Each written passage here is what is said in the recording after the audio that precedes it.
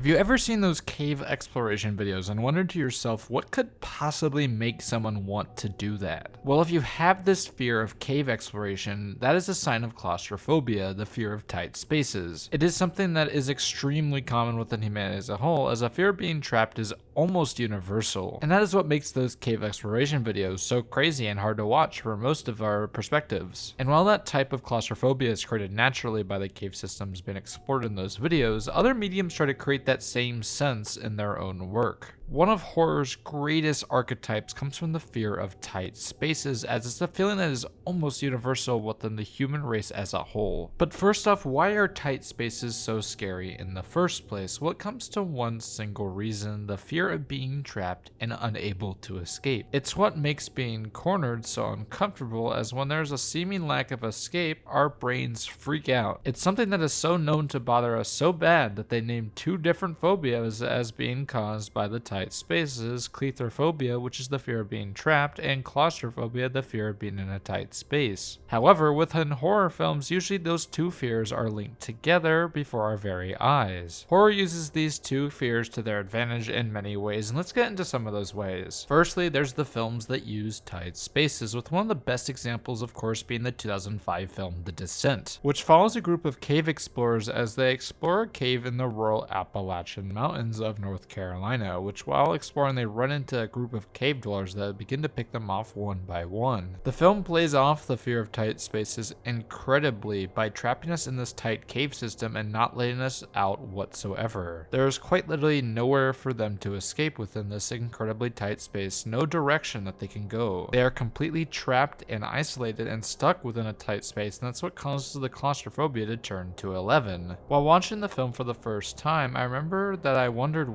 why they would even go there in the first place, with that fear being played on when they finally get stuck. Because honestly, most of us can't even imagine going in there in the first place, let alone being trapped within there. And it makes it even worse because you know they are not just trapped in there alone, but they're trapped in there with all these ravenous creatures who want to eat and tear them alive. Which makes it so that on top of being scared by the claustrophobic aspects, we're also tackling the fear of the unknown at the exact same time. Then there's one of my personal favorite Dutch horror thrillers, that of course being The Vanishing from 1988, which follows a Dutch couple, Rex and Saskia, while they are on vacation in France, where upon stopping at a gas station, Saskia goes inside to get some drinks but never comes back outside. And for the people that are watching that have not seen this film, if you would like to avoid spoilers, I'd recommend jumping to this section on screen. I'll give you 3 seconds. Okay, and let's continue. We are then introduced to Raymond, a wealthy man who, after saving a child from drowning, vows to do the evilest thing that he could possibly commit in order to see if he was truly worthy of saving the child. He then offers for Rex to experience what happened to Saskia, which leads to this.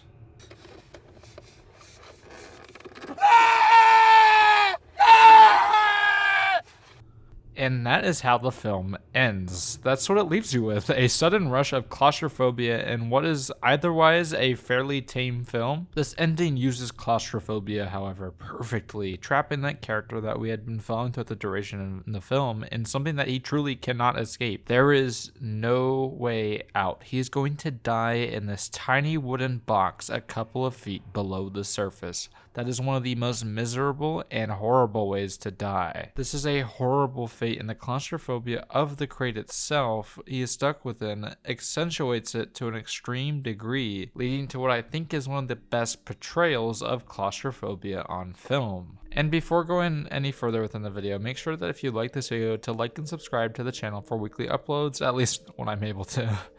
Now let's continue. Second off, there's the games that use this fear to scare us, with the first major example being 3D Monster Maze, utilizing tight corridors and text to instill a sense of fear within the player. The tight corridors only really give you a couple directions to go and make you feel more isolated, as well as wondering what could possibly be at the end of these tunnels. And while it might not be as effective now due to its lower pixels and goofy villain, back then this would inspire many other game creators to start working on their own horror games games for better or for worse. This of course led to games like Resident Evil, which follow a very similar approach to 3D Monster Maze with its usage of claustrophobia and the fear of the unknown, while also advancing in ways that hadn't been done before. Many other games would use the same tactics to scare the player. See, Resident Evil utilizes the same claustrophobic hallways that 3D Monster Maze uses, but utilizes camera angles that are slightly off kilter, hiding what could possibly be on the other side of the other hallway from you. There will be some times while playing the game where you will hear the enemies before seeing them, triggering the fear of the unknown as you don't know what could possibly be making that noise. But while Resident Evil made it better, it wouldn't be till Silent Hill 2 where video games would perfect the tightness and create claustrophobic environments at a grand scale. Silent Hill 2 took the slightly off kilter perspectives from Resident Evil and presented it in the best possible way, with half the town being industrialized environments and tiny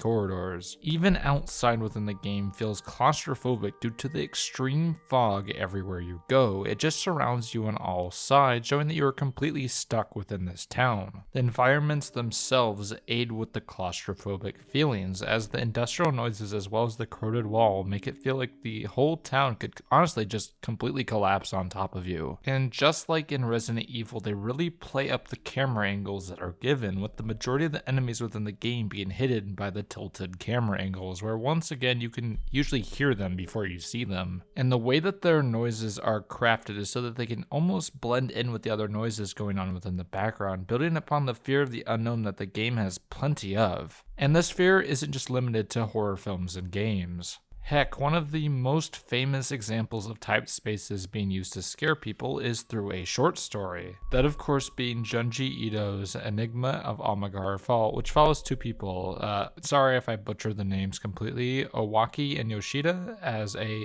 earthquake reveals a mountain full of human-sized holes. This lets people to go down into the holes that match their bodies, where their bodies are forced to slide through due to it being a slight slant, not allowing people to go backwards. But the farther that they go within the mountain, the holes begin to twist and distort before they become extremely unrecognizable creatures at the other end. They don't even look human by the end, they resemble long sticks almost. Their bodies are not even close to human anymore, resembling trees more than actual people. And this story also utilizes claustrophobia extremely well, as we see the cave get smaller and smaller as it distorts people's bodies into each and every single direction, leading to what is likely everyone's worst nightmare. I remember when reading this story for the very first time, just how much that ending stuck with me. It's such a fucking morbid ending, because we all know the fate also happened to our main characters as well. They were turned into these monstrosities against their will. And I think this shows one of my beliefs with the fear of the unknown is that it really pairs well with claustrophobia. If you are able to pair the fear and the unknown well with claustrophobia, it really creates something that is really unmistakably scary, because you are now trapped in a super small space with a creature that you don't even know what you're dealing with.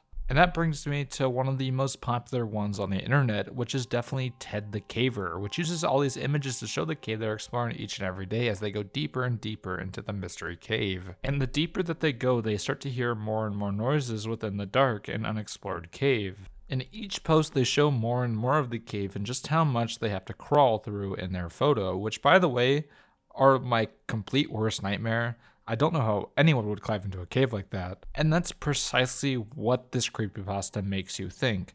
Why in the world would any single person want to try what they are doing by going into that cave? Anyways, this story also accentuates just how horrifying tight spaces are, but not really through the written parts, but by just showing us the types of spaces they are going through. And by laying that supernatural aspect within the story, even the normal pictures become terrifying as they are not safe within the super tight cave system, which is already unsafe in the first place. And it once again mixes that fear of the unknown perfectly that I was talking about earlier. And all of these other stories are perfectly encapsulating what makes a tight space within horror just so terrifying, with the descent trappedness within the world's worst cave system, the vanishing putting us several feet underground where no one can hear us cry for help, then there's 3D Monster Maze which traps us into a small confined space with a creature we can't escape at all. And all of these just perfectly encapsulate just how scary tight spaces can be. And with all that being said, this has been ABA Short Films, and I'll see you all next week.